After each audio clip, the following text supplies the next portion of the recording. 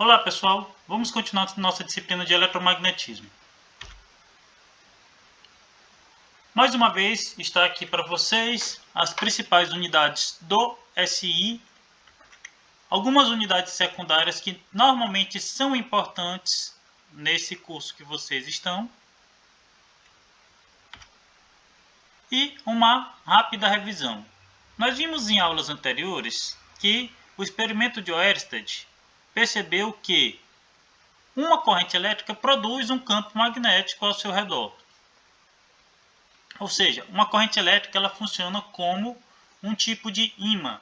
Inclusive ela atrai a bússola, que é um tipo de ímã.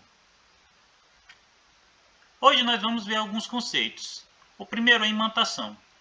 Imantação é o ato de transformar um objeto em um tipo de ímã. Ou seja, quando você tem um campo magnetizante, os domínios magnéticos do objeto vão ser orientados em uma direção. Esse material vai se transformar em algum tipo de ímã. Os materiais ferromagnéticos comuns, como por exemplo ferro e níquel, têm exatamente essa característica. Quando eles estão em estado, vamos dizer assim, normal, seus domínios magnéticos estão aleatórios, o que nos dá um campo magnético aproximadamente nulo, muito baixo para ser considerado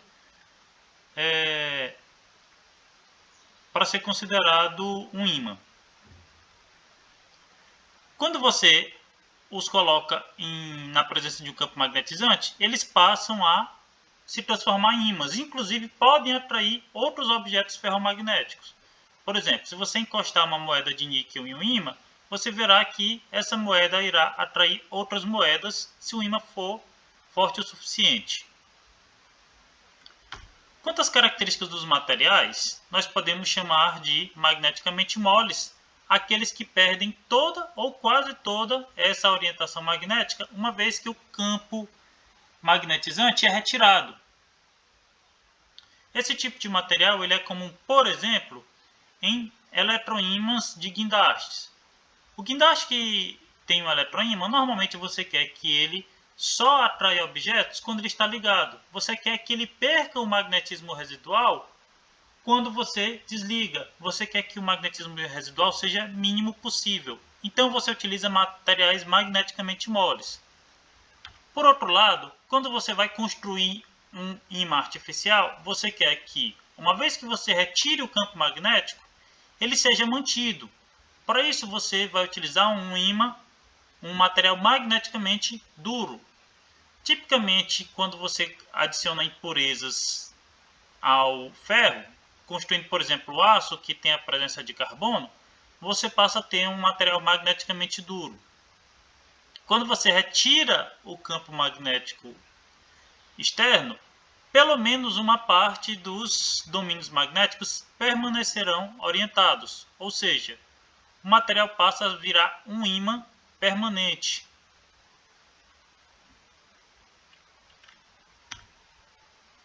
Outro conceito importante é o chamado de permeabilidade magnética.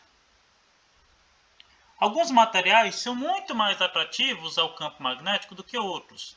Os materiais ferromagnéticos eles têm uma forte tendência a atrair as linhas de fluxo magnético.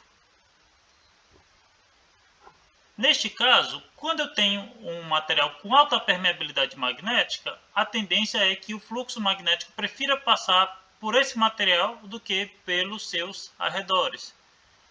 Já outros tipos de materiais, como por exemplo o vidro, isso não acontece. Se a sua permeabilidade tende a ser até menor do que a do ar, por exemplo, então você percebe que as linhas de fluxo têm inclusive uma densidade menor nesse material do que no ar. Quando você vai construir algum objeto, alguma máquina que precise de fluxo magnético, você tende a preferir um material com alta permeabilidade magnética. Um motor elétrico, por exemplo, você vai construir a parte que conduz o fluxo magnético de material com alta permeabilidade magnética.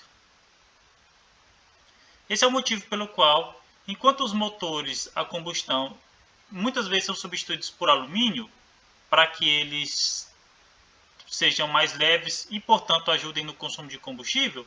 No caso dos motores elétricos, isso não é possível, porque o ferro é muito melhor condutor, tem uma permeabilidade magnética muito maior do que o alumínio. Então você não vê isso ocorrendo em motores elétricos. A permeabilidade magnética é de extrema importância para que o motor tenha um tamanho reduzido e uma boa potência. A permeabilidade magnética do material ela é justamente a facilidade com que o fluxo magnético passa por ele.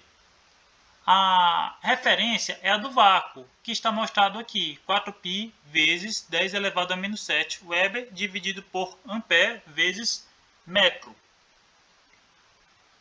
Você relaciona outros materiais com o vácuo. A permeabilidade relativa de um material é a permeabilidade dele dividido pela do vácuo. Assim, se eu tenho um material cuja permeabilidade relativa é 4.000, significa que a permeabilidade desse material ela é 4.000 vezes a permeabilidade do vácuo. Para a maioria dos exemplos que a gente utiliza, a gente considera a permeabilidade do ar como aproximadamente igual à do vácuo. Outro conceito importante é o chamado de histerese. O aumento da densidade de fluxo magnético ou campo magnético não é linear com o aumento do campo magnetizante. Isso vai depender muito do material e essa relação nós chamamos de histerese. Ela é muito mais fácil de ser visualizada em uma curva. Perceba também que em determinado momento o material ele atinge o limite de fluxo magnético que ele consegue conduzir. Esse ponto nós chamamos de saturação. É como se você tem uma avenida e você atinge o máximo de veículos que pode trafegar por essa via. Você não consegue aumentar o número de veículos na via porque ela está saturada. Ou o conceito de saturação, mais comum para nós, a umidade relativa do ar. Quando o ar está com umidade relativa de 100%, ele está saturado, ou seja, você não consegue adicionar mais água a esse ar. Isso vale também para os materiais magnéticos. Se o fluxo magnético for atingir determinado ponto que não pode mais aumentar, esse é o chamado ponto de saturação. É importante que você entenda isso quando está planejando uma máquina. Por exemplo, para atingir determinada potência, você precisa de um determinado fluxo. Você vai colocar material suficiente para atingir esse fluxo. Se o material saturar antes disso, a máquina não vai atingir a potência necessária. Se você botar um material que tem um ponto de saturação acima desse, você pode estar desperdiçando recurso, gastando material em quantidade maior que o necessário. Aqui nós temos uma curva, que nós chamamos de curva de histerese, que mostra exatamente isso. Normalmente o material ele começa nesse ponto, quando ele não tem domínios magnéticos.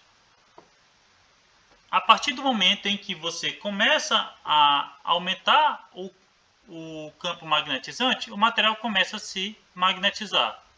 Esta curva, perceba que à medida que você vai aumentando o campo magnético, vai ficando cada vez mais difícil orientar os domínios magnéticos do material, até o chamado ponto de saturação. Mesmo que você retire esse campo H, até o ponto zero, vai haver um determinado campo magnético residual no material. E isso nós chamamos de retentividade. Quanto do campo magnético o material consegue reter, mesmo com a retirada do campo de indução magnética. Para que você retire o magnetismo do material, você precisa induzir um campo magnético no sentido oposto. Este campo necessário para retirar todo o magnetismo nós chamamos de campo coercitivo, que está marcado aqui.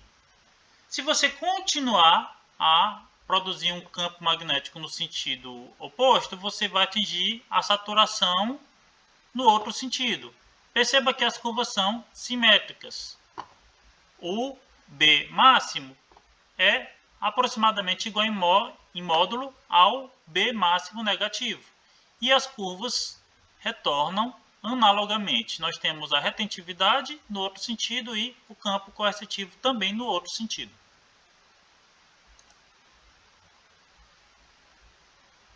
Continuaremos esse assunto em vetor de campo magnético indutor no próximo vídeo. Obrigado.